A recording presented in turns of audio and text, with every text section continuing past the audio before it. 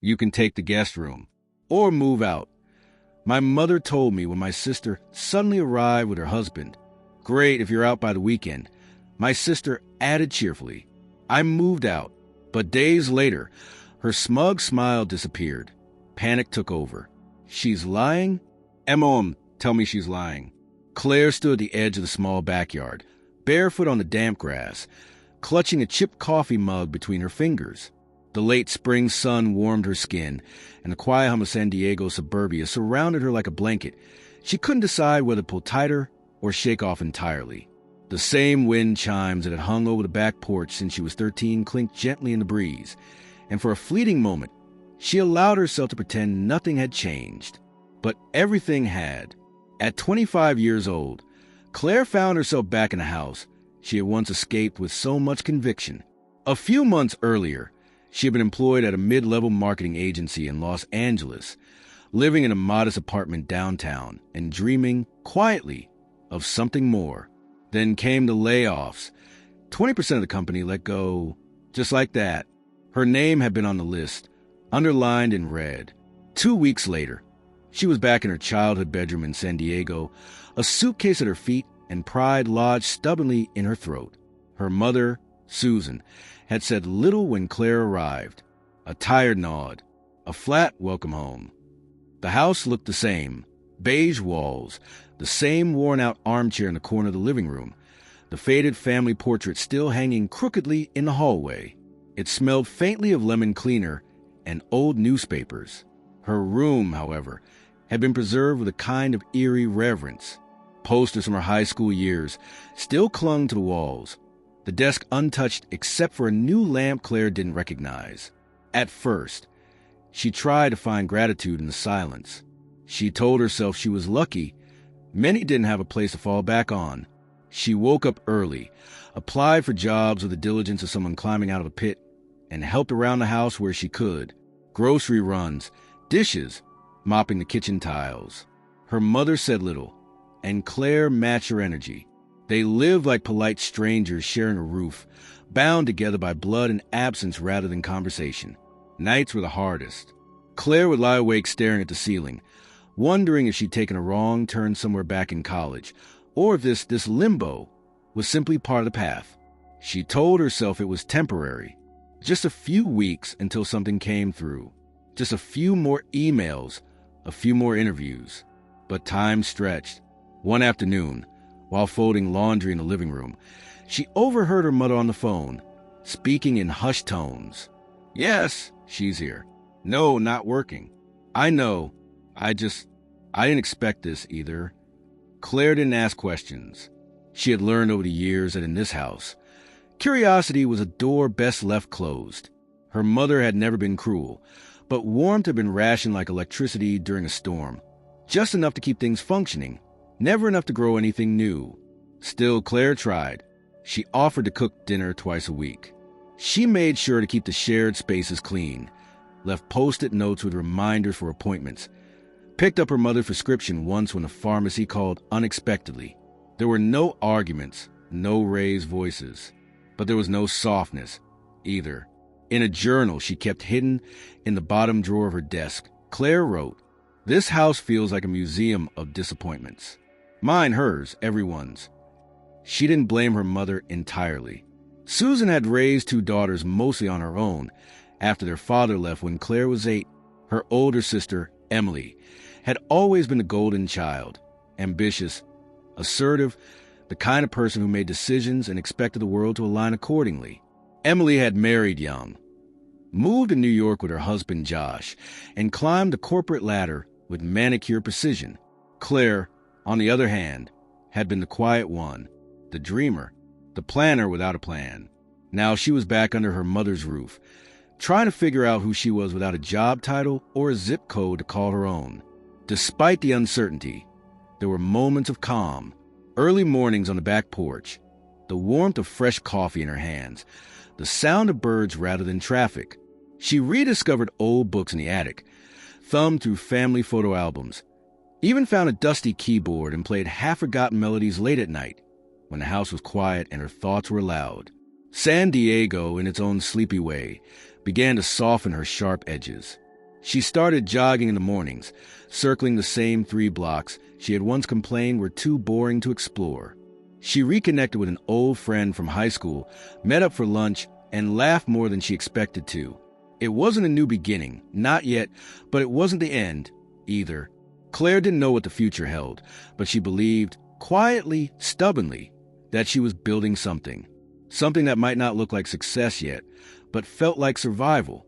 And in those fragile, in-between days, survival was enough. Until a knock on the door came. It was a Friday morning.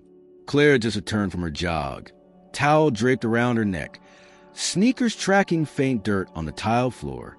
Her mother opened the door before Claire could reach it, and there stood Emily, suitcase in one hand, designer purse in the other, smiling like the world belonged to her. Josh stood behind her, carrying 2 more bags, his smile tight and unreadable. "We're home," Emily chirped, brushing past her mother, without waiting for permission. Claire froze, hand still on the towel, heart thudding in her chest. Emily glanced at her, eyes flicking from head to toe, then turned to their mother. "Where's the guest room?" she asked sweetly. Their mother's voice, cold and final, answered before Claire could speak. "You can take the guest room," she said, eyes fixed on Claire. "Or move out." Claire opened her mouth, searching for something, anything, to say, but Emily spoke first, voice bright with mock concern. "Great if you're out by the weekend," she added cheerfully, already heading down the hallway. Claire looked at her mother.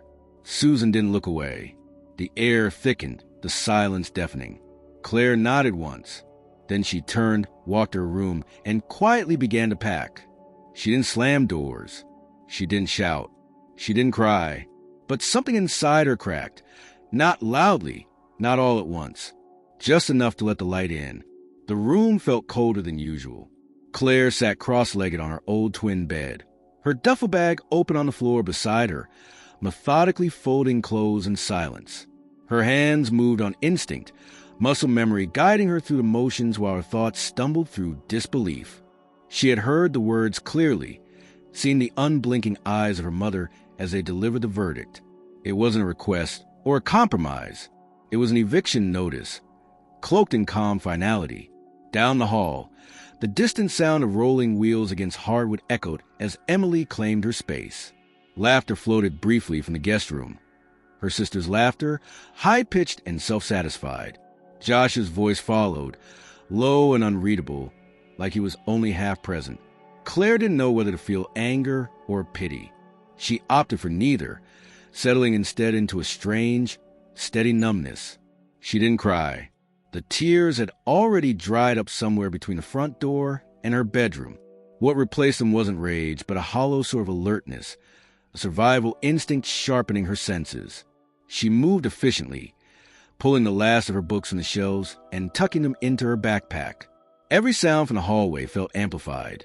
The creak of floorboards, the soft thud of drawers being opened, the muffled click of a suitcase zipper. Claire glanced at the photo on her desk, a snapshot from 4 years ago, taken during her college graduation.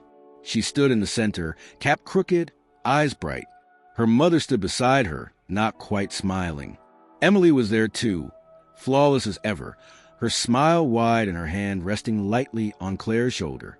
Claire stared at the image for a beat too long, then turned it face down. By the time evening arrived, Claire had packed everything she could carry in 2 trips. She had called a friend, Mara, who lived 20 minutes away and had a small studio that sometimes doubled as a crash pad for people in transition. Mara answered on the first ring.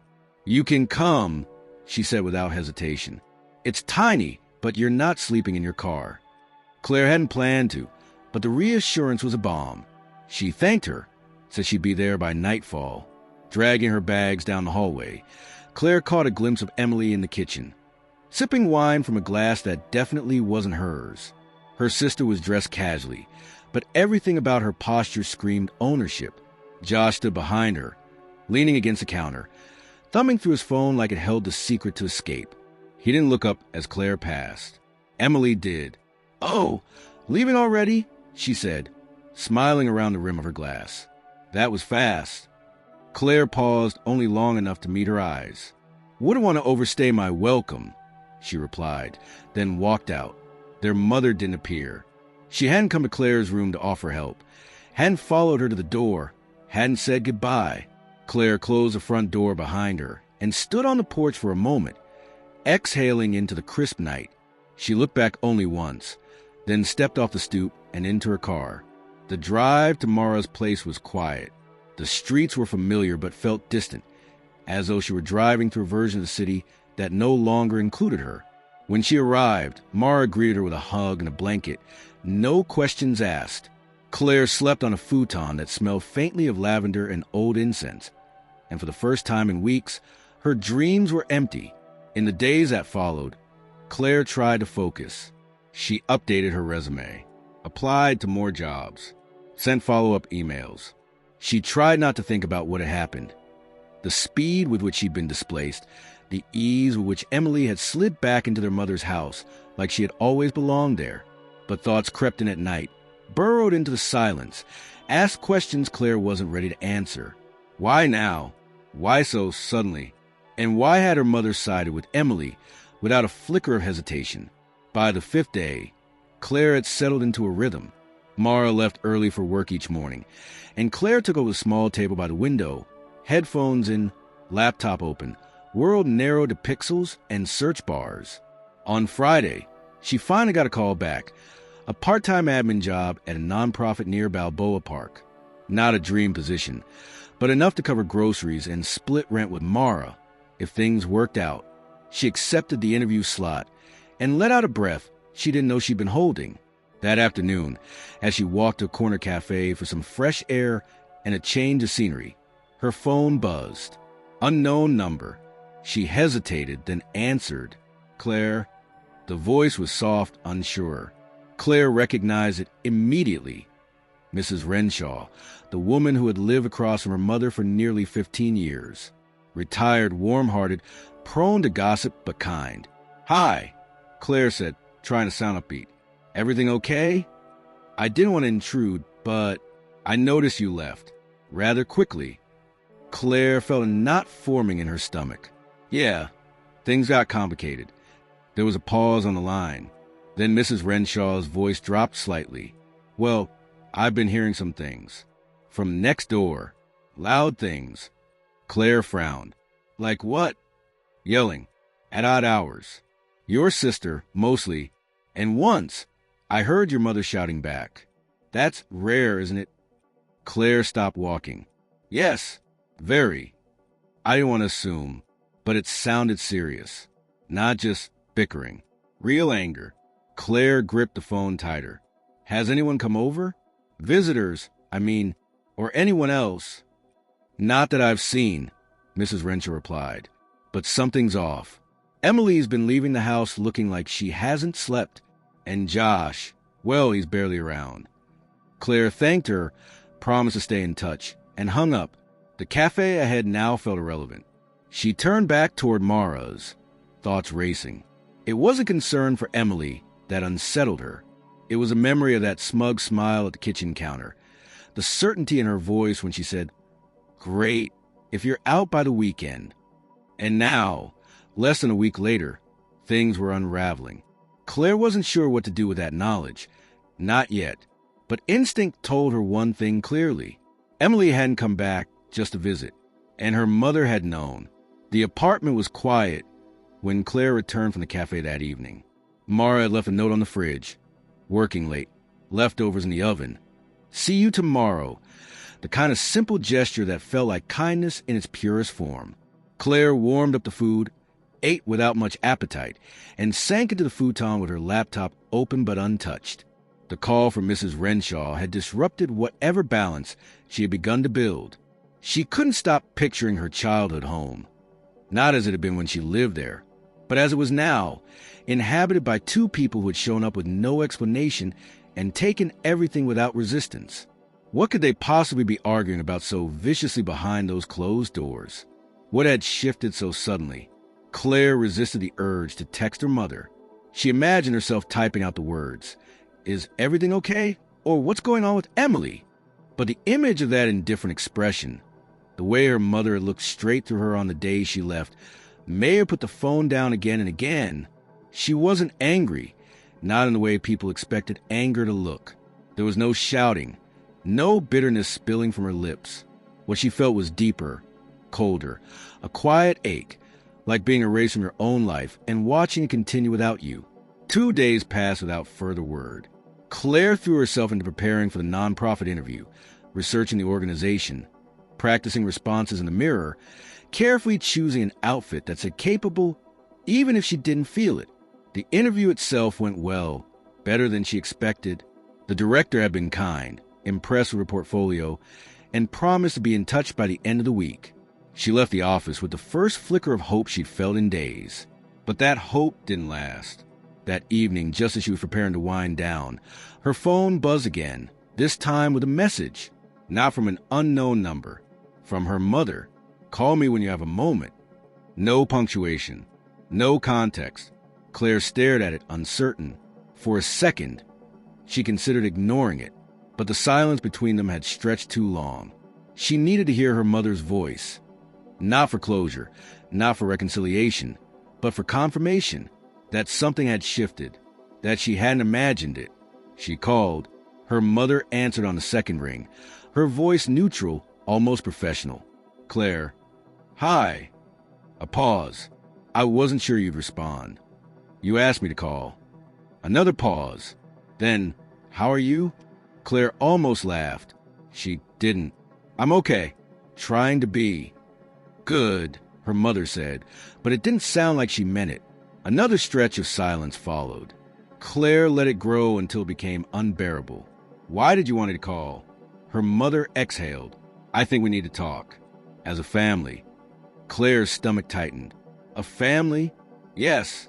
Emily's been struggling. There are things going on that you don't understand." "That you didn't want me to understand," Claire corrected. "You made it pretty clear I wasn't part of that conversation." Susan didn't reply to that. Claire could hear something in the background, a distant voice, muffled. "Josh, maybe," or "Emily." Then her mother's voice returned, quieter now. "I know how things looked, but it's more complicated than you think." Claire didn't answer. She didn't know what she was supposed to say to that. Her mother cleared her throat. "Could you come by this weekend? Just for an hour or two. We can talk." Claire almost said no. Every part of her recoiled at the thought of walking back into that house. But curiosity and something more stubborn made her pause. "I'll think about it." "Please do." They hung up. That weekend, Claire stood on the sidewalk across from her childhood home for the first time since she left. The sky was overcast, and the neighborhood felt unusually still. She didn't move right away. She watched. The front curtains were half drawn. No cars in the driveway. No movement. She was about to turn around and leave when the front door opened and her mother stepped out. She looked older than Claire remembered. Her shoulders slightly hunched, her face drawn in a way that hadn't been there a week ago. Claire crossed the street. Inside, the house was quiet. Too quiet. The kind of silence that hides something. Emily wasn't in sight. "She's in the bedroom," her mother said, leading Claire to the kitchen. They sat at the table. The same table where they had shared countless meals in silence, where birthdays had been awkwardly celebrated, where Claire once did her math homework while her mother paid bills. Now it was the sight of something else entirely. Her mother looked at her for a long moment before speaking. "Emily lost her job." Claire raised an eyebrow. "I know." Susan blinked. "You do?" "I looked into it. And Josh lost his 2 months ago. I know they're broke. I just don't know why they thought this house was a solution." Her mother's lips pressed into a thin line. "It's not just about money." "Then what is it?" Before she could answer, Emily appeared. She looked different. Pale, thinner. Her eyes were shadowed. Her hair pulled into a careless bun. She wore sweatpants and a faded hoodie, a far cry from her usual magazine-ready appearance. "Surprised?" Emily said, her voice brittle. "You thought I was here to ruin your life, right?" Claire didn't reply. She waited. Emily sat across from her, rubbing her hands together as if trying to summon warmth. "I didn't want to come back," she said. "We didn't have a choice." Claire folded her arms. "You didn't have to throw me out." Emily winced. I didn't mean it like that. You said it like that. Their mother interjected. That was a mistake. From both of us. Claire looked at her. You didn't say anything, Mom. You just watched. The silence was loud again. Emily leaned forward, eyes flickering with something Claire couldn't quite read. Josh made a mistake, she said. At work. Something bad. He was under investigation. Claire blinked. For what? Emily hesitated. I don't know everything. Just that there was money involved. Someone took the fall, and then he got fired. Quietly. No charges, but his name's been blacklisted. He can't get hired anywhere now. Claire absorbed that, unsure how to respond. And you? Emily looked away. I quit before they could fire me. My reputation was tied to his. Clients pulled out. I lost everything. Claire looked between them. The pieces were falling into place. The urgency, the secrecy, the tension in the house. So you came here to hide. Until we figure things out, her mother said quietly. We thought you'd understand. Claire stood. I did understand. I needed help, and I thought I had it. But you made a choice. Emily looked up at her, something close to shame in her eyes. I'm sorry, she said. Claire didn't answer. She walked to the door, paused, and turned. I survived. Without you, I hope you remember that. Then she left. Outside, the sky had begun to clear. The silence that once hurt now felt different, like a wall, yes, but one she had stepped outside of, and she didn't plan on going back. The following week passed with a weight that pressed against Claire's shoulders, even as she tried to maintain a rhythm. The interview at the nonprofit had gone well, and 2 days later, she received the official offer, part-time, with potential to grow. It wasn't glamorous, but it was a step toward independence. Still, even with the promise of progress, her mind returned to the house she no longer called home, to the conversation she couldn't quite shake. The image of Emily, pale, withdrawn, a shadow of her former self, lingered in her thoughts like a bruise. Not out of pity, but curiosity. Something didn't add up. The story Emily told had holes she couldn't ignore, and the tight-lipped responses from her mother only deepened the unease. Claire didn't want to care. She wanted to move forward, bury the chapter behind her, but what had once been personal now felt larger, tangled in a web she hadn't chosen to enter but couldn't fully leave behind. It was on a quiet Wednesday evening, as she left the nonprofit's office, that her phone buzzed with another unexpected message, this time from a number she recognized immediately. Talia Ortega, a mutual acquaintance from high school who had, over the years, become something of an informal information hub for their social circle. Talia rarely reached out unless she had something very specific to say. The message was short. Call me when you can. It's about your sister. Claire stared at it for a full minute before dialing. Talia answered almost instantly, her voice low, almost conspiratorial. Claire, hey, hi, what's going on? I wasn't going to say anything, but I ran into someone yesterday who works in real estate law. He mentioned your sister's name, Emily Henderson. Claire's stomach nodded. Okay. Talia continued. Apparently there's a pending dispute. Something about forged documents. Not public yet, but it's moving fast. Your sister tried to list your mom's house under a trust that doesn't exist. Claire froze. Wait, what? Yeah, a fake trust. Created out of thin air, with your mom's name on it. But get this, your sister listed herself as the executor. The lawyer got involved because a title agency flagged inconsistencies. Claire felt the blood drain from her face. She tried to sell the house? Looks like it. Quietly. But the paperwork didn't check out. Now it's being reviewed by legal teams, and if it escalates, they might take it further. Fraud isn't something they let slide. Claire could barely process the words. The house. The same house she had been forced to leave. The same place her mother still lived, in uneasy silence. She thought of the kitchen table, the stilted apology, the hollow explanation. They weren't hiding from shame. They were hiding from consequences. Talia, are you sure? I wouldn't have called if I wasn't. I thought you should know. Your name came up too. In a weird way. Claire gripped the phone tighter. What do you mean? There's a document from years ago, supposedly signed by your father, naming you as a secondary beneficiary to something. It's tied to the property, but it wasn't included in the fake trust, like they tried to erase it. The phone trembled slightly in her hand.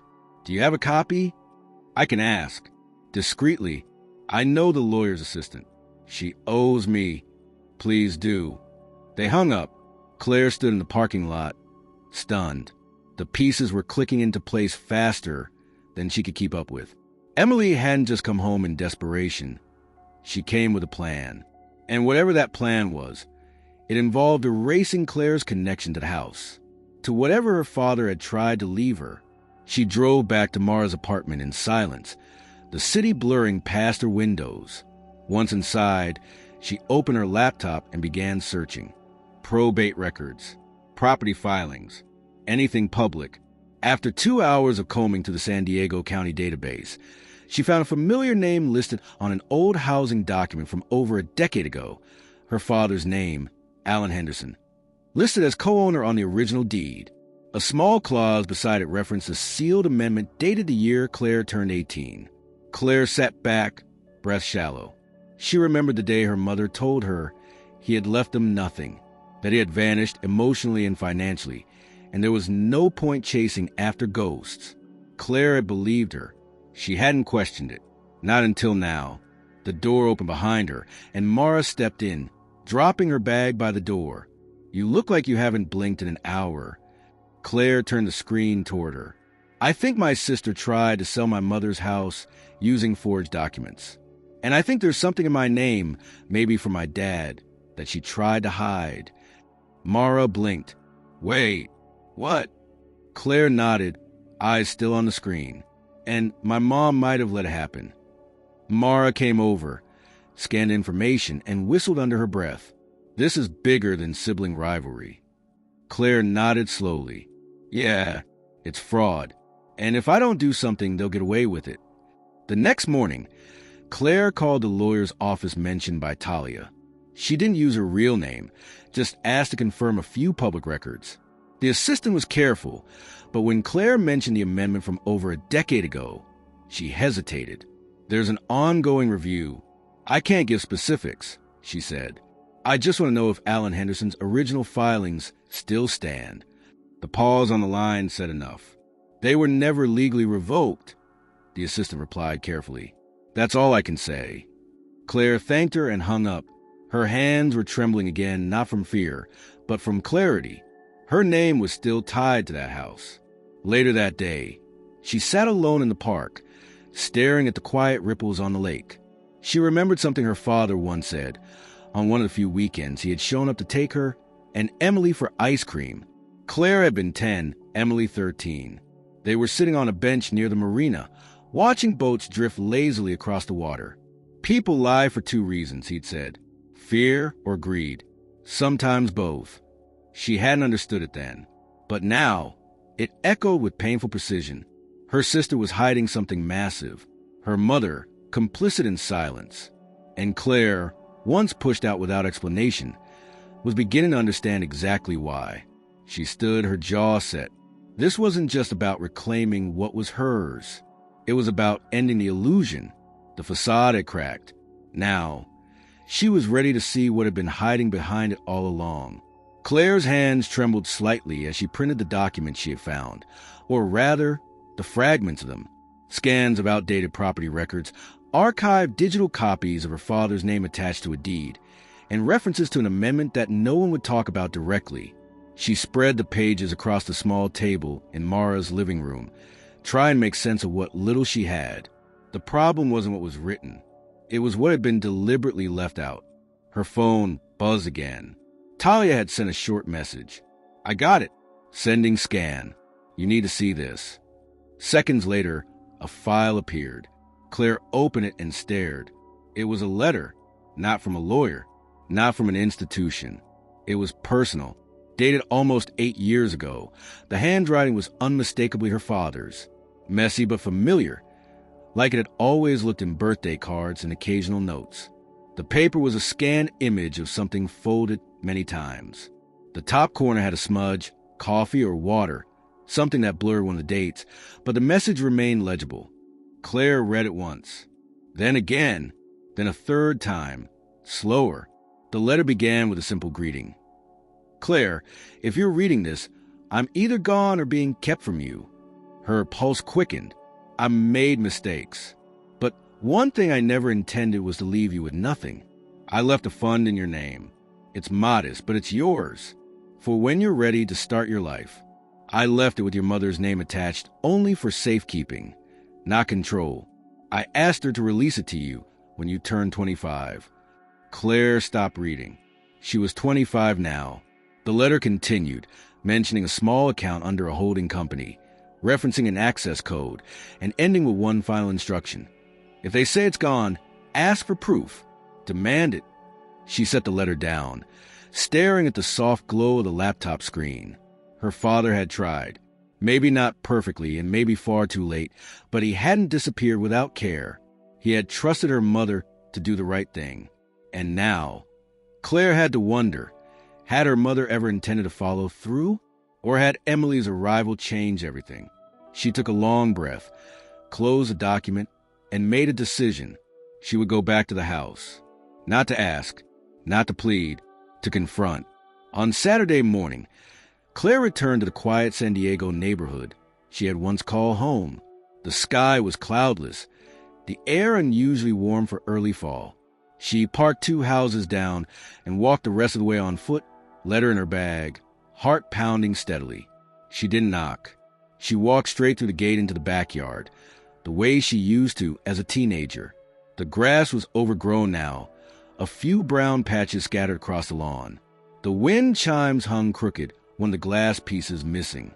She stopped when she saw them, her mother and Emily, sitting on the patio, deep in conversation. They both looked up when Claire appeared. Her mother's expression hardened immediately. Emily's shifted from surprise to calculation. Claire didn't waste time. Why didn't you give me the letter? Her voice was steady, too steady. Emily blinked. Her mother stayed silent. I know about the trust. I know Dad left something. And I know it was meant for me. Her mother exhaled slowly, as if tired of pretending. I was going to tell you, she said. Claire stepped forward. When? After Emily found a way to forge my name, too. Emily stood, arms crossed, chin lifted. You don't know the full story. No, Claire shot back. I know exactly enough. She pulled the printed letter from her bag and laid it on the patio table. Her mother didn't reach for it, but her eyes narrowed as she read the familiar handwriting. Emily, however, looked down at the page and then away, jaw clenched. You were supposed to hold it, Claire said to her mother. Not hide it, not sit on it, not use it as a bargaining chip. I turned 25 months ago. It's not what you think, her mother said, her voice suddenly softer. Claire raised an eyebrow, then explained.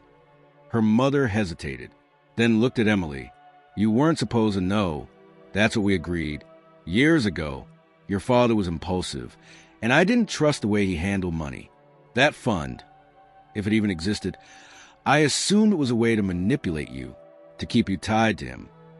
Claire stepped back. You thought withholding was protecting me? Yes, her mother said quickly. And then things got complicated. Claire turned to Emily. And you? Did you know about the letter? Emily didn't answer at first.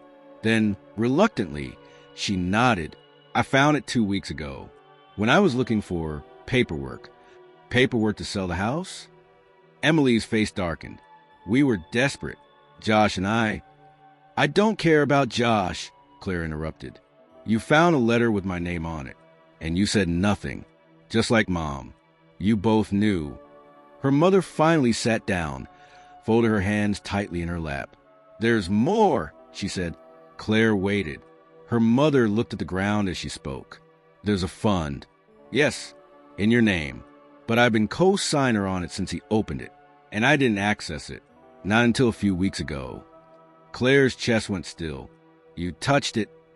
I withdrew a portion, to help Emily, temporarily. Claire's voice cracked for the first time. How much? Her mother didn't answer. Claire leaned forward, her voice low and cold. How much of what he left me did you give her? Emily shifted uncomfortably. It wasn't for me. It was for both of us. We needed it. Claire laughed bitterly. So you took it, without asking. You were gone, her mother snapped. You left. I thought you were fine. You told me to go. Silence swallowed the yard. For a moment, no one moved. No one breathed. Then Claire straightened, eyes locked on her mother. I want what's mine. I want records. Statements. Every cent accounted for. And I want it this week. Her mother stood, weary but defiant. I'll get the documents. Good. Claire turned to leave, but stopped at the edge of the yard. He trusted you, she said. And I did too. That's over now. She walked away without waiting for a reply. Back in the car, Claire sat in silence, her hands on the steering wheel, unmoving. The heat inside the vehicle built slowly, but she didn't notice. Her trust had been fractured before, but this time it had broken clean through. The revelation was incomplete. The damage wasn't.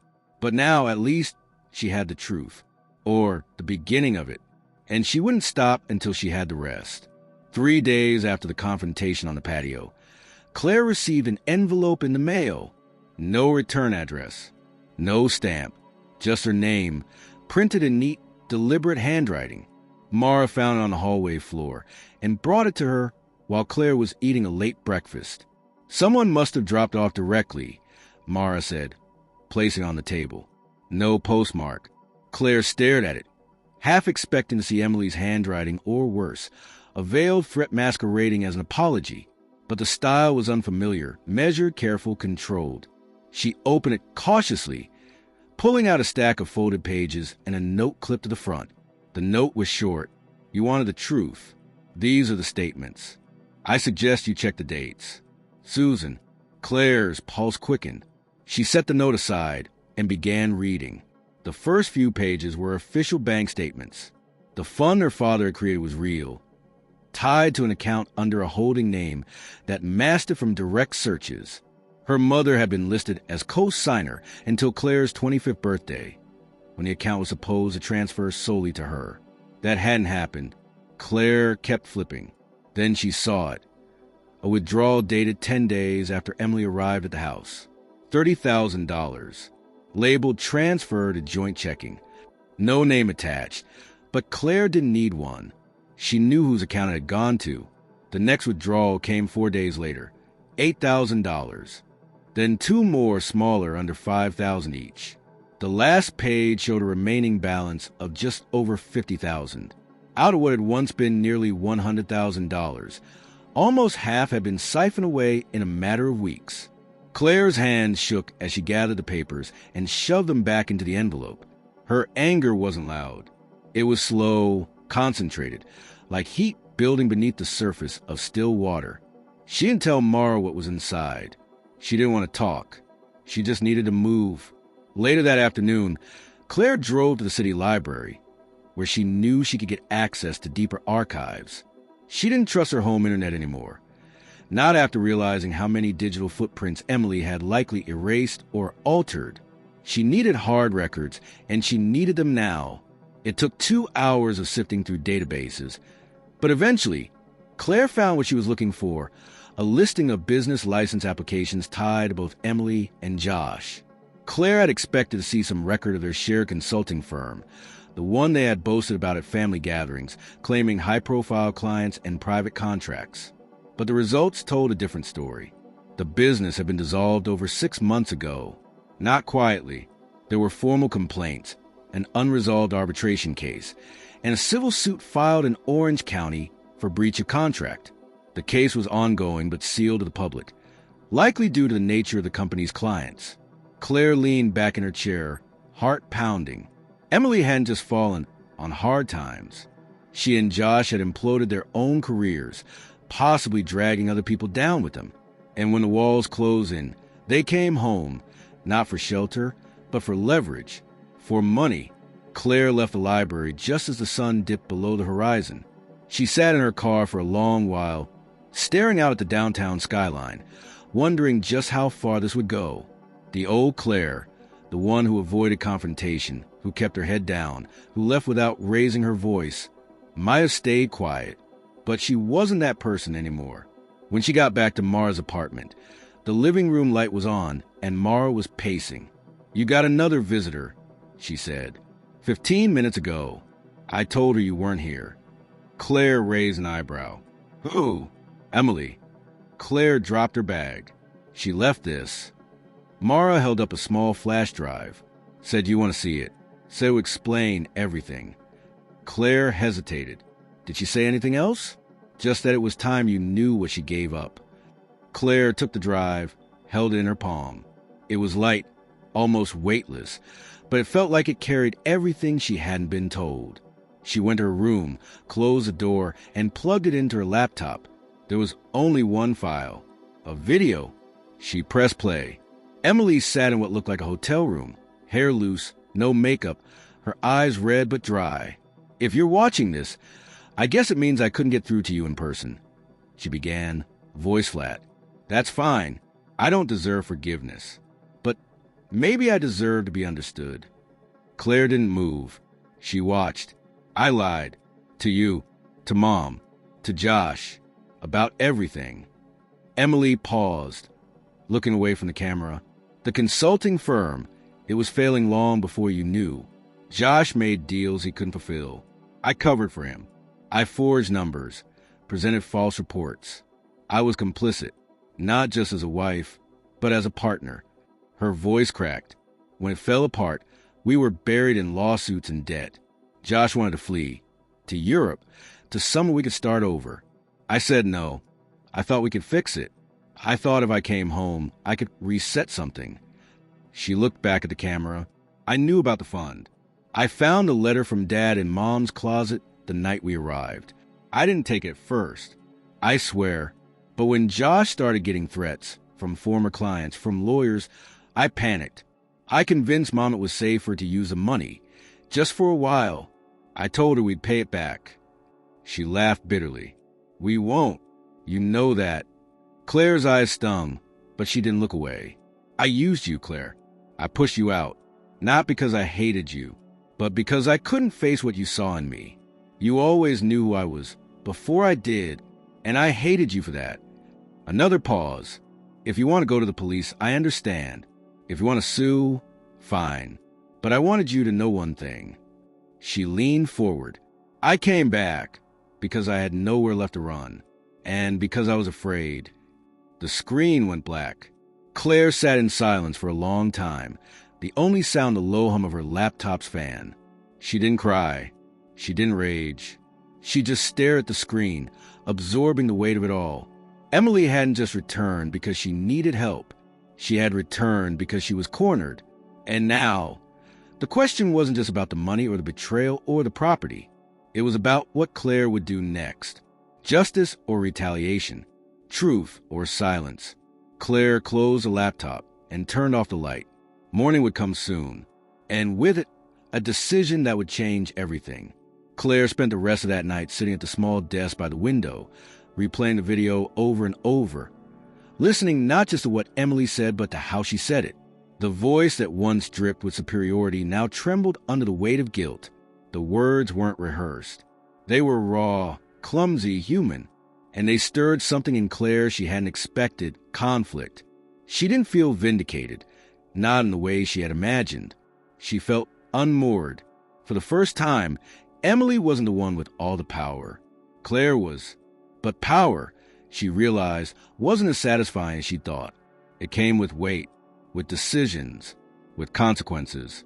The next morning, Claire called the bank where the fund had been held and requested a formal audit.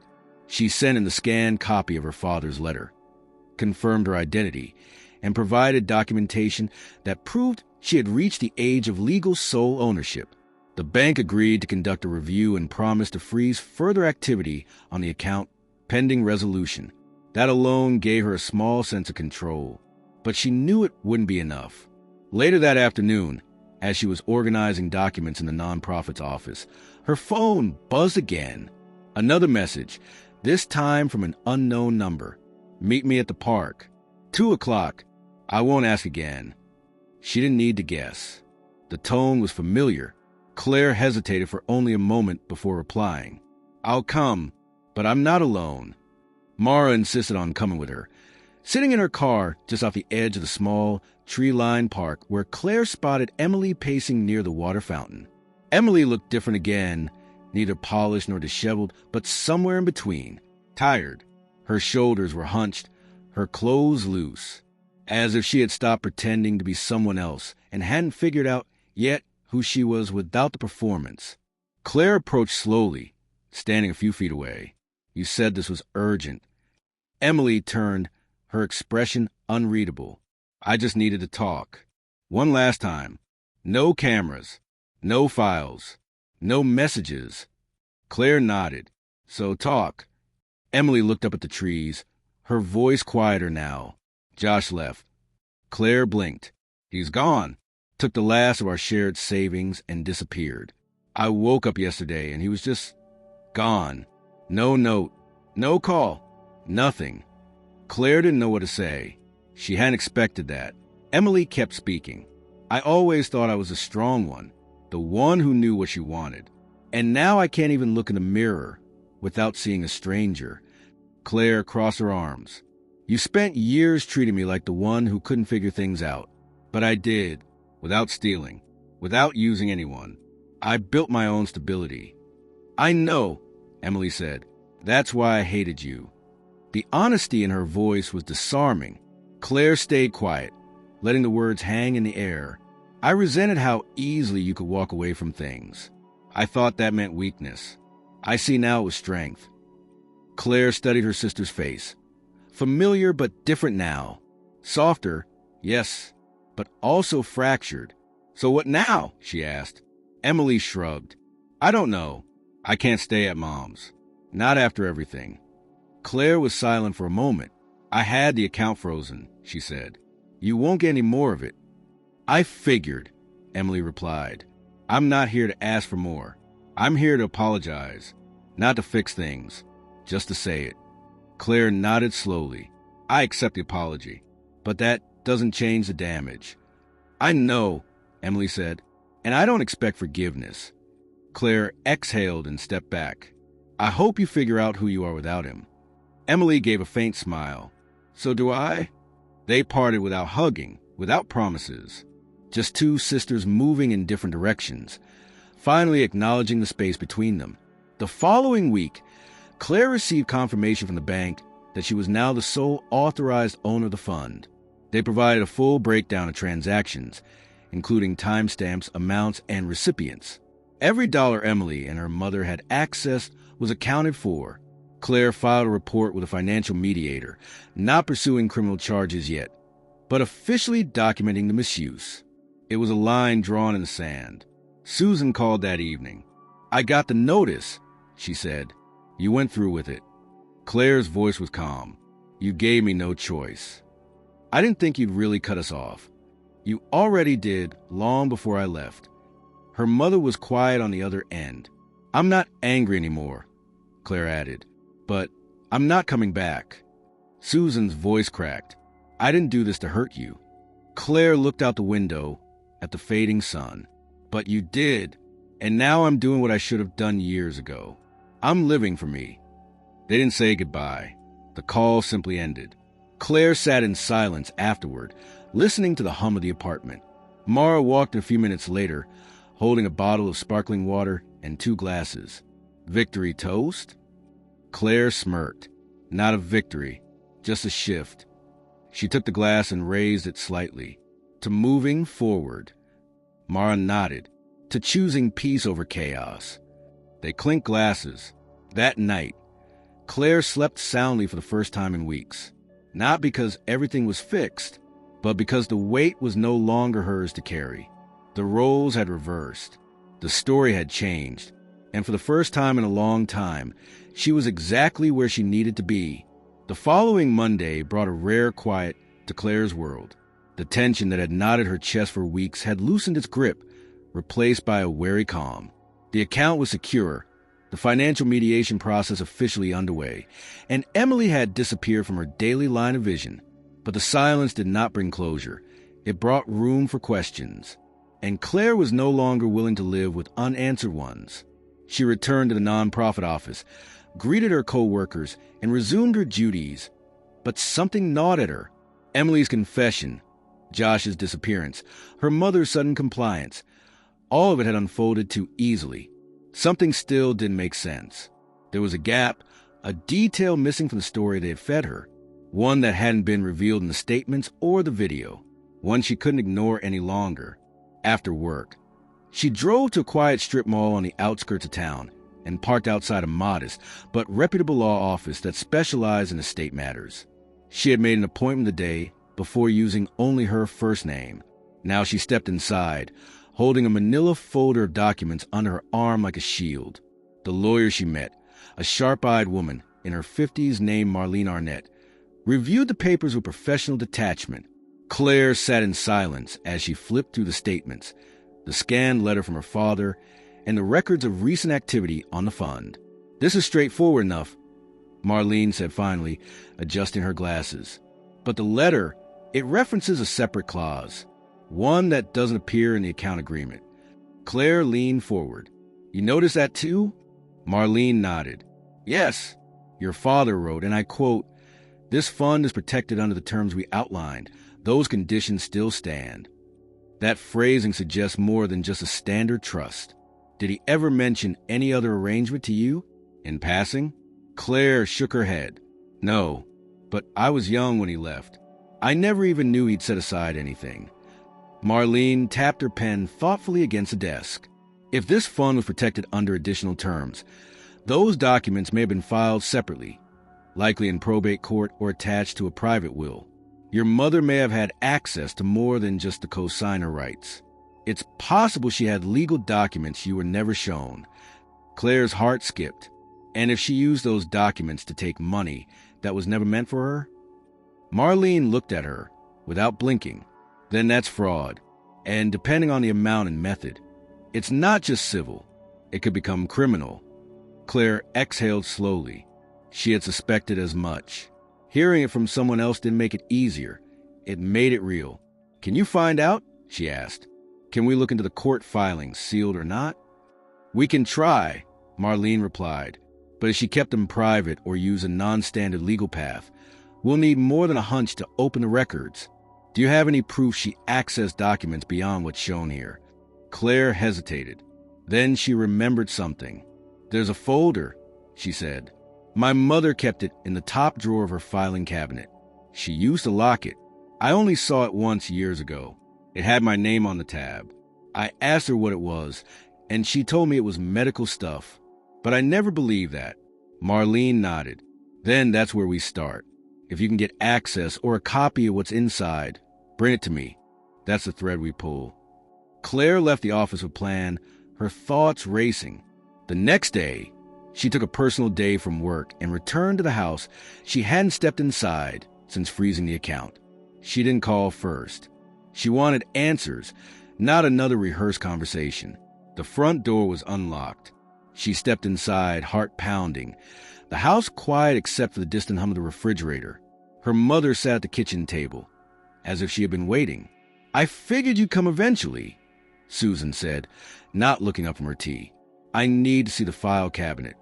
Her mother looked at her then, tired, resigned. "You won't find what you're looking for."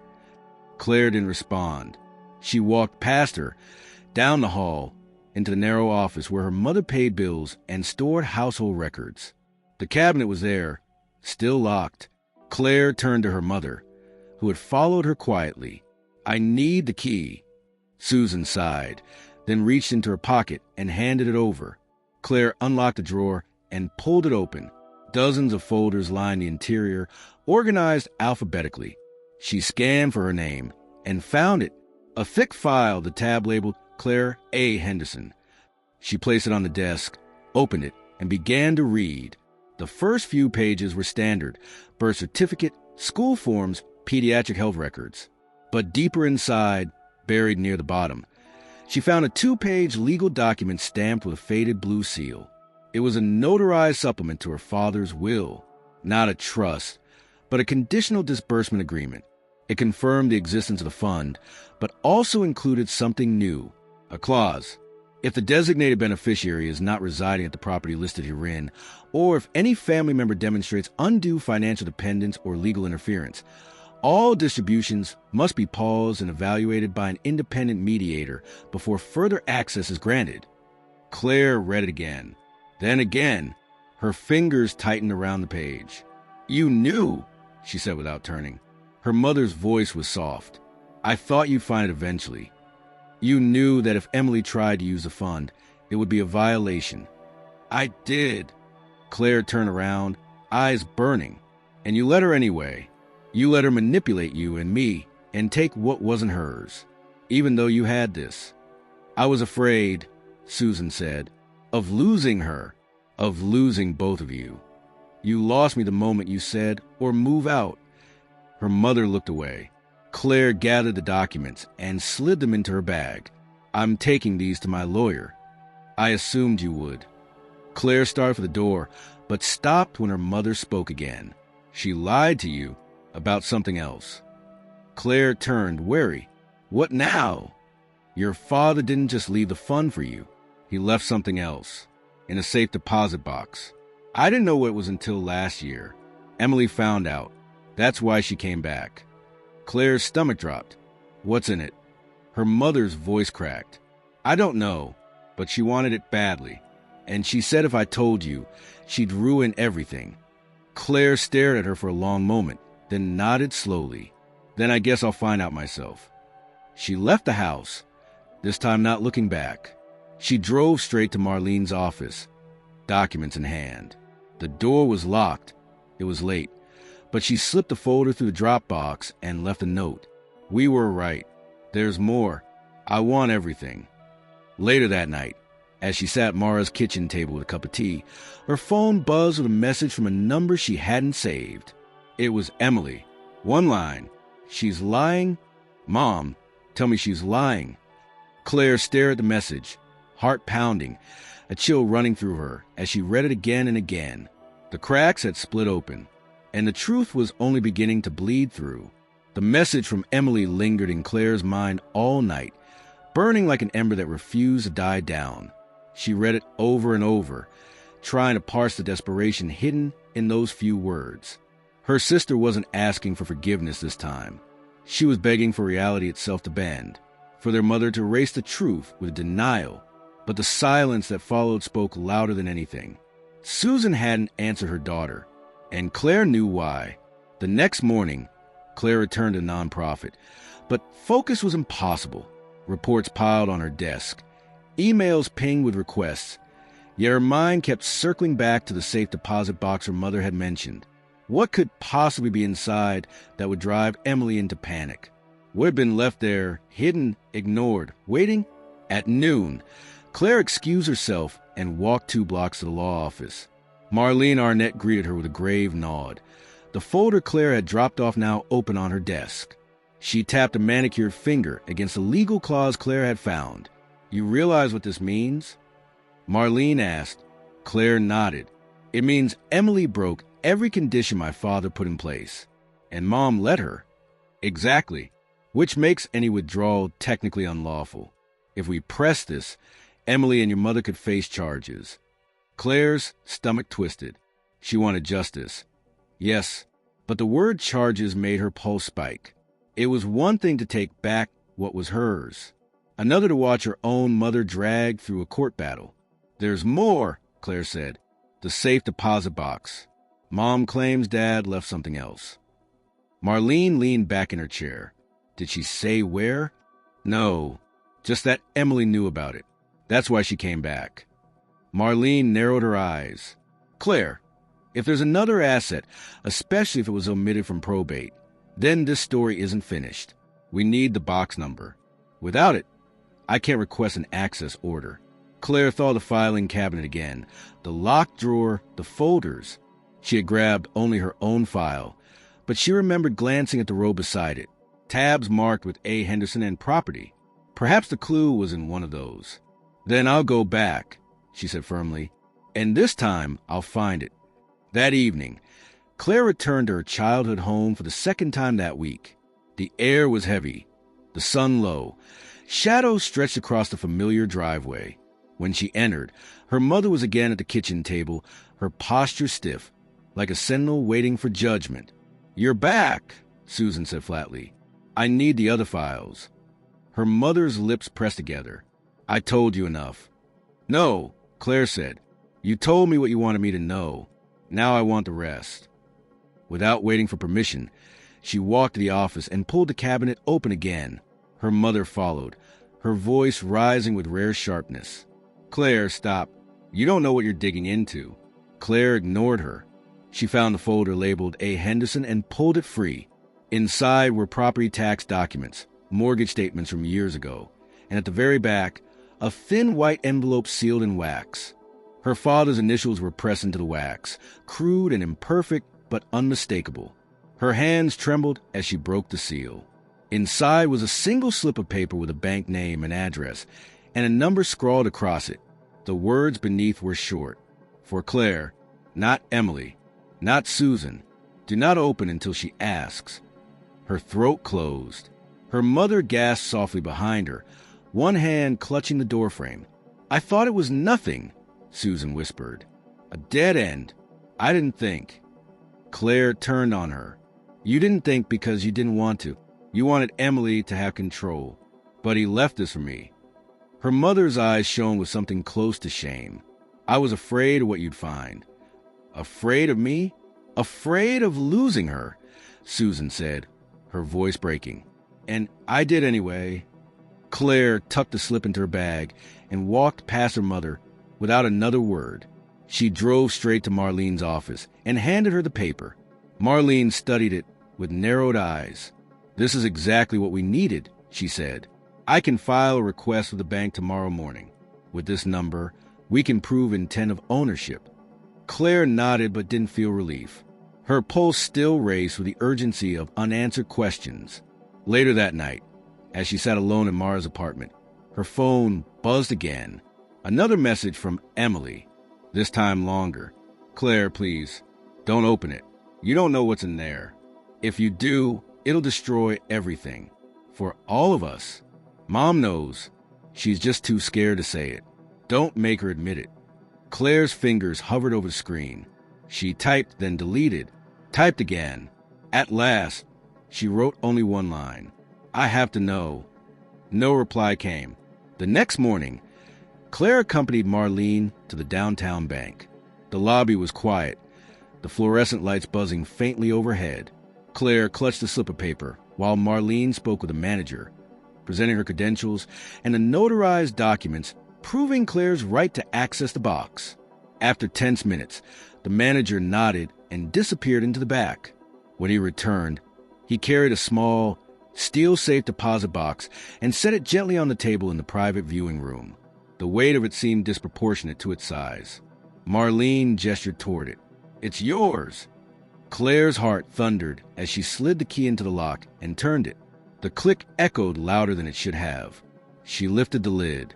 Inside were two items, a sealed envelope and a small black notebook worn at the edges, its leather cover frayed.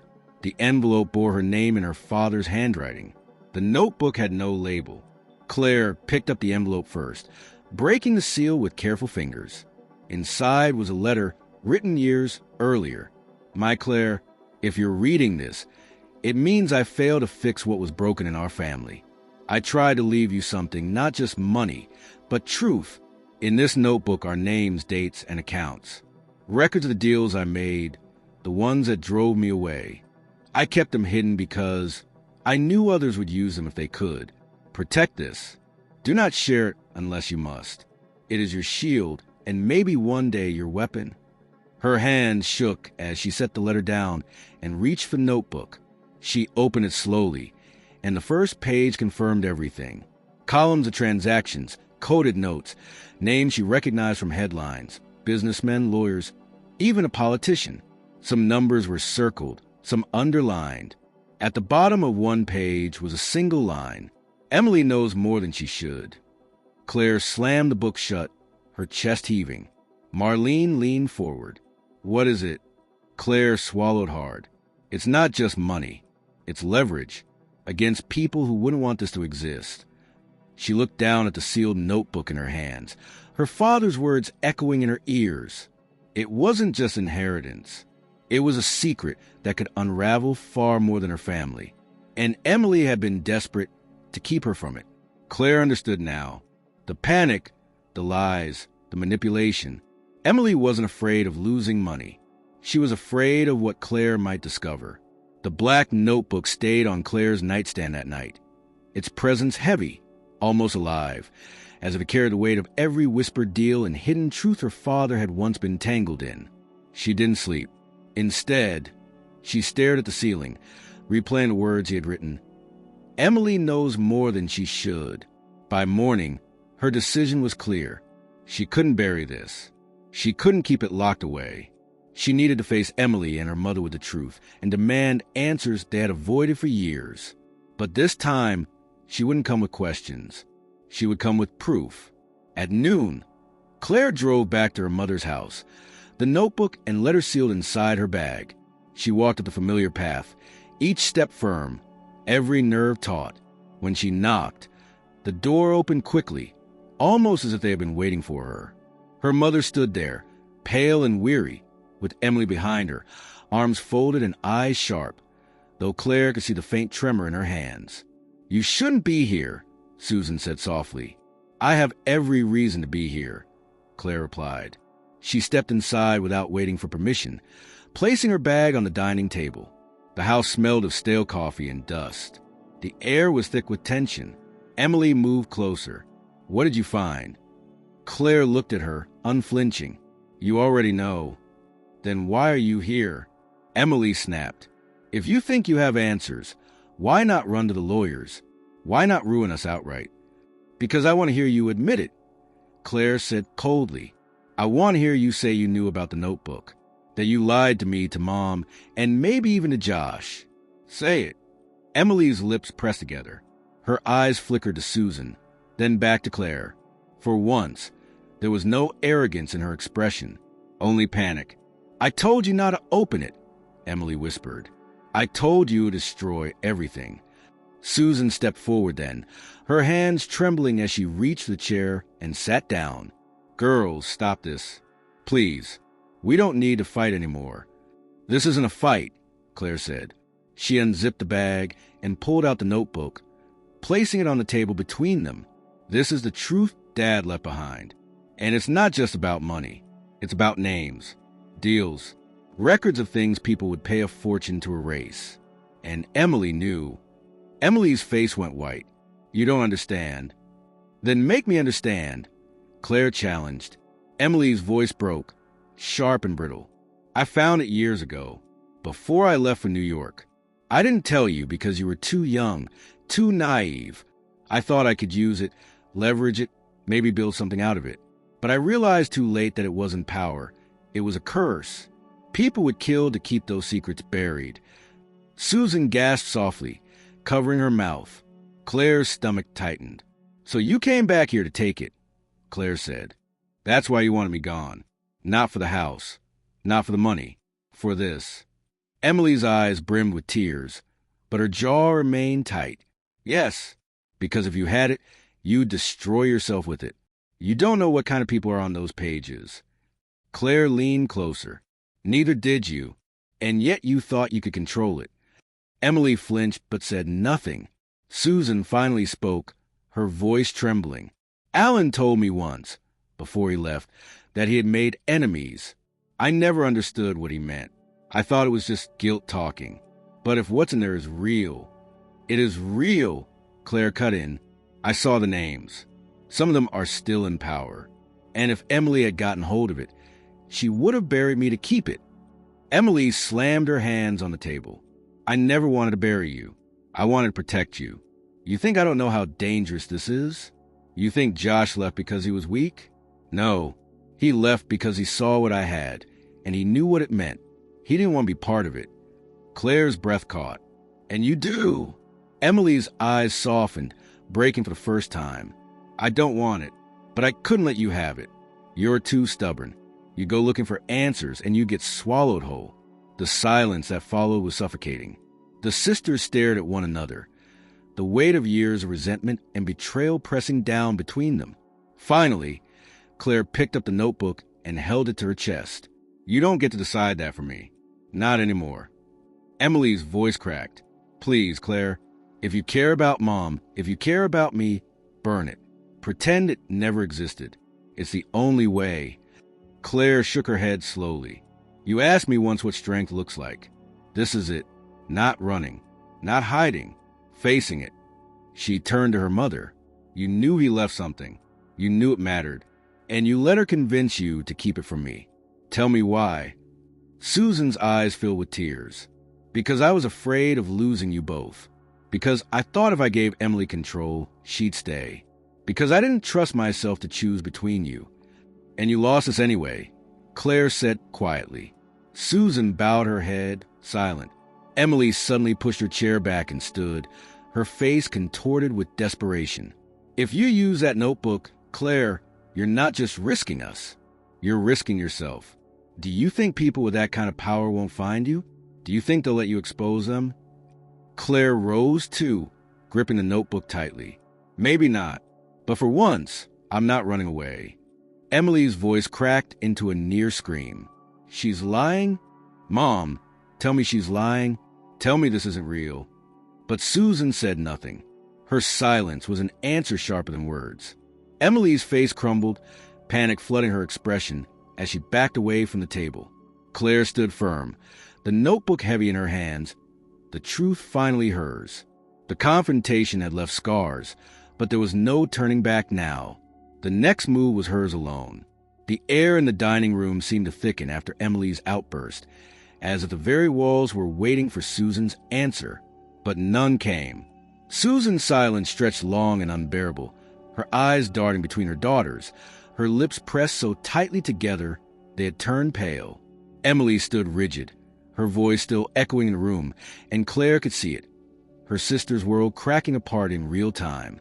Claire sat down slowly, setting the black notebook on the table with deliberate care. Her fingers traced its worn edges as though it were a living thing. Emily's eyes followed the movement with something close to dread. You're lying, Emily whispered finally, her voice small, fragile. This is some trick. You planted those names. You made this up to turn Mom against me.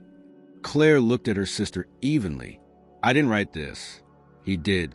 You know Dad's handwriting. You know this is real. Emily shook her head violently. No, you're twisting it.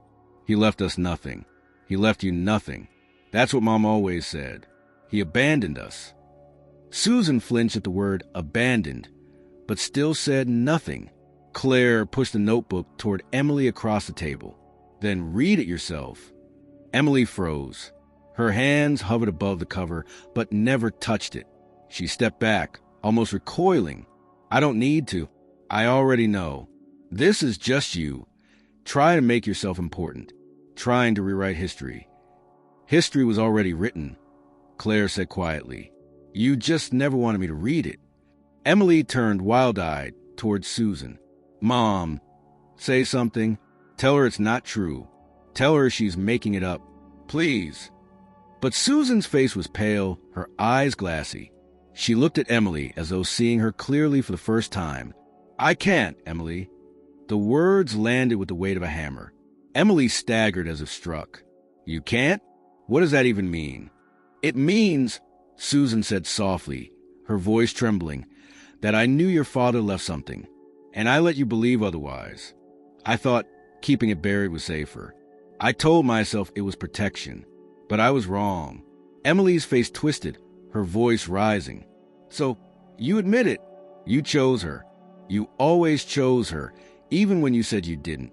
You gave me scraps and handed her the key to everything. Claire's chest tightened at the words, but she didn't speak. She let Emily's anger pour out, unchecked. Susan's hands shook as she gripped the edge of the table. No, I chose silence. And silence was the worst choice of all. Emily's laughter broke, sharp and ragged. You ruined me for her. You let me carry everything alone, and now you're giving her the chance to stand above me and you wonder why I hate her. Claire rose, her own voice firm. You don't hate me, Emily. You hate what you see in me. The freedom you never had. The strength you traded for lies. Emily whirled on her, eyes blazing. And what will you do with it, Claire? March into the world with that notebook like some savior? You'll paint a target on your back. People in there have the power to crush you. They crushed Dad, didn't they? The words hung between them, heavy and undeniable. For the first time, Claire felt the chill of fear coil in her gut. What if Emily was right? What if their father's downfall hadn't been simply abandonment or cowardice, but something far darker tied to the name scrawled in those pages? She steadied herself. Maybe they did, but he still left this for me. And that means he trusted me to decide what to do with it. Emily's shoulders slumped, her fury deflating into exhaustion. You'll destroy us all. Susan reached across the table then, her hand trembling as she touched Claire's. Maybe destruction is the only way to rebuild. Emily's gaze snapped to her mother. You're siding with her? After everything I gave up, everything I lost? Susan's eyes brimmed with tears. Emily, you didn't give it up. You gambled it, and you lost. And I helped you lose by pretending it wasn't happening. The silence that followed was unbearable. Emily's chest rose and fell rapidly, her face pale with panic. She looked from her mother to Claire and back again, like a cornered animal searching for escape.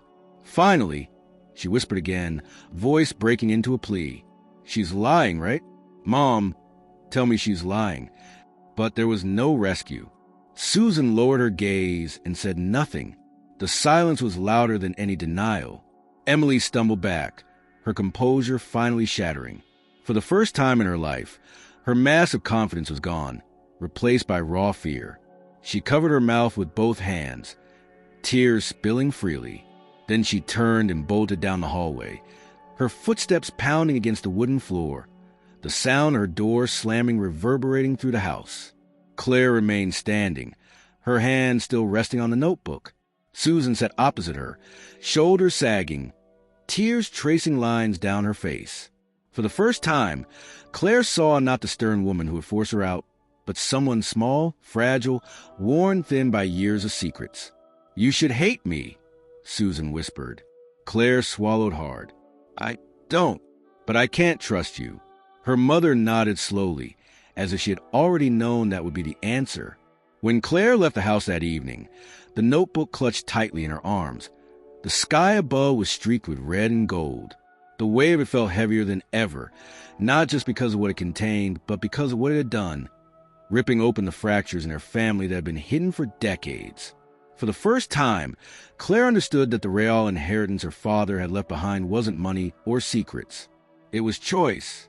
The choice to bury the past, as her mother had done, or to face it head-on, no matter the cost.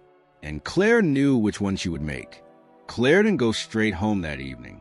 Instead, she drove without direction, letting the streets of San Diego stretch ahead of her like a map she no longer recognized. The notebook sat in the passenger seat, bound by its leather strap, silent but insistent. Every time she glanced at it, her chest tightened. She knew now what it represented: danger, leverage, and possibility. But it also demanded a choice. She pulled into a quiet overlook above the city, where the ocean glimmered faintly in the distance. The sound of waves carried faintly on the wind, steady and eternal. She parked the car and sat still, resting her forehead against the steering wheel. Mara's words came back to her: peace over chaos. Could peace exist if she chose to unleash the truth hidden in her father's records? Could chaos be avoided if she stayed silent? For a moment, the temptation was strong to do exactly what Emily had begged her to do. Burn it, bury it, erase it forever. But then she remembered the years of lies, the silence that had been weaponized against her, the way her sister's arrogance and her mother's fear had forced her out of the only home she had. Choosing silence again would not be peace. It would be surrender. The next morning, Claire walked into Marlene's office and placed the notebook carefully on her desk. I don't want to use this to hurt anyone, she said firmly, but I also don't want it to disappear into someone else's hands. What can we do that holds a truth without turning me into a target? Marlene studied her carefully before replying. There are options. If you're seeking justice without exposure, we could place these records in the hands of a neutral trustee, someone who can ensure they're secured, cataloged, and, if necessary, turn over to the right authorities quietly. And the names? Claire asked. They'll be known, Marlene replied, but not through you. You'd be protected legally as a beneficiary, but your involvement could remain minimal. Claire exhaled slowly. That's what I want. Not revenge, just accountability. Marlene nodded. It will take time, but we'll start. That evening, Claire met Mara at their apartment and finally told her everything. The notebook, the names, the clause in her father's will, even Emily's panic. Mara listened silently, eyes wide, then reached across the table and took her hand. You've been carrying this alone too long, she said softly. But you don't have to anymore. You did the hardest part. You chose not to let it destroy you. Claire squeezed her hand back. For the first time in weeks, she felt something close to relief. 2 days later, she received an email from Marlene confirming that the notebook and records were now secured under attorney-client privilege, pending transfer to the appropriate investigative bodies. Claire read the message twice, then deleted it from her inbox. She wanted no digital trace. That same evening, her phone rang. It was her mother. Claire. Susan's voice trembled on the line. Emily's gone. Claire's chest tightened. Gone where? She packed her things this morning. No note. No call. Just gone. Did she take anything? No, Susan whispered. Not this time. Claire closed her eyes. For years, she had lived under Emily's shadow, bent beneath her sister's superiority and her mother's favoritism. But now, Emily's absence left a hollow echo, not a wound. She had chosen her path, just as Claire had chosen hers. That weekend, Claire visited her father's grave for the first time in years. The cemetery was quiet, the wind rustling gently through the cypress trees. She knelt beside the headstone, brushing away dried leaves. I found what you left me, she said softly, and I'm not afraid of it. I don't know if you wanted me to expose the people in that book, or if you just wanted me to be safe. But either way, I'll use it the right way. Not to destroy, but to build, not to repeat the same mistakes. The wind carried her words, and she felt, for the first time, that he might have heard them. When she stood, she didn't feel lighter exactly, but she felt steady, grounded. The weeks that followed brought quiet progress. Claire's part-time role at the nonprofit expanded into a full-time position. She moved with Mara into a slightly larger apartment downtown, filled with secondhand furniture and plants by the window. It wasn't extravagant, but it was hers. One evening, as she unpacked a box of books, she found a photo from her graduation tucked between the pages. Her younger self, cap tilted, Emily's hand on her shoulder, their mother's stiff expression frozen forever. For a moment, the ache returned, but then she set on the shelf, not as a wound but as a reminder. Family had not been her refuge, but survival had given her strength. And now, she wasn't surviving anymore. She was beginning to live. The morning sunlight spilled to the thin curtains of Claire's new apartment, painting the walls in soft gold.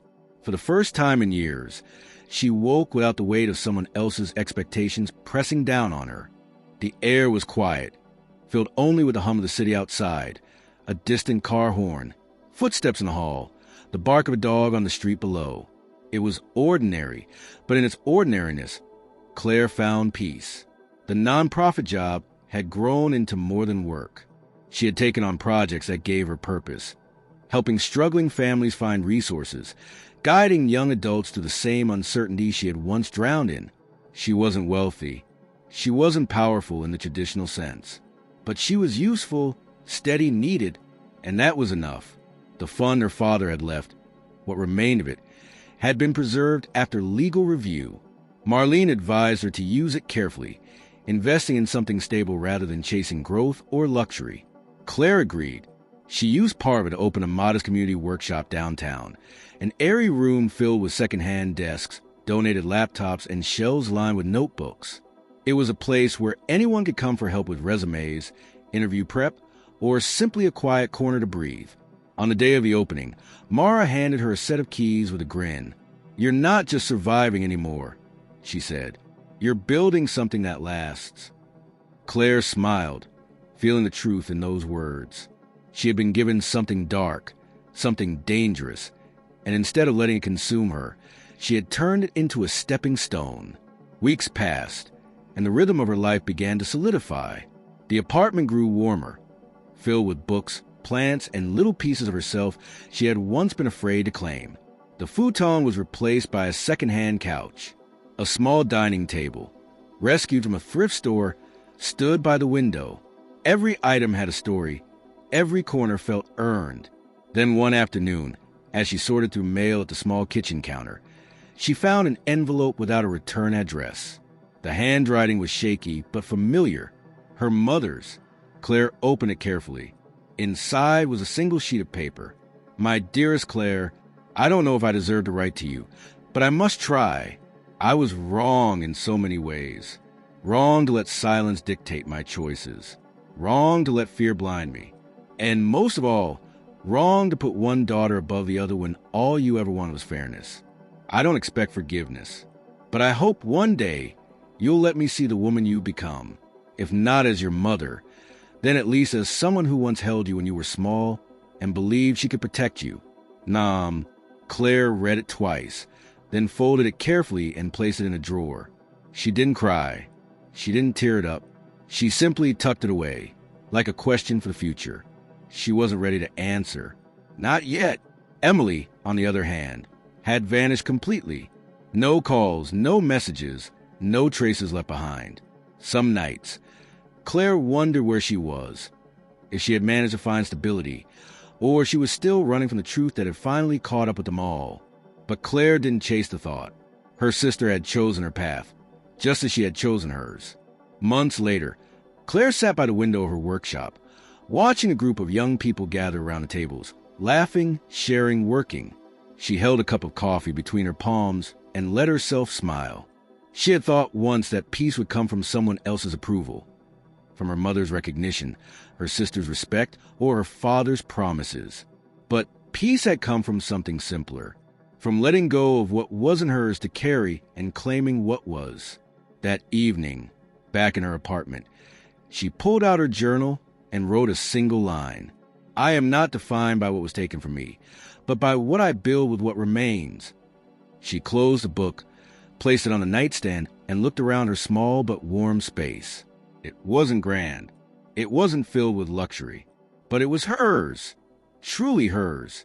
And in the silence that followed, she found not emptiness, but freedom. Her story had begun with an eviction masked as an ultimatum, with a mother's cold words and sister's smug smile. But it ended here, with no arrogance, no threats, no shadows. Only Claire, standing in the quiet of her own life, finally unafraid. She didn't know if reconciliation would ever come, or if Emily would return, or if her mother's letter would one day find an answer.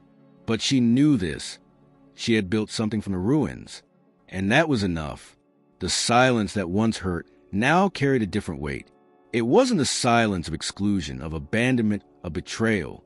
It was a silence of peace. And for Claire, that was the truest inheritance of all.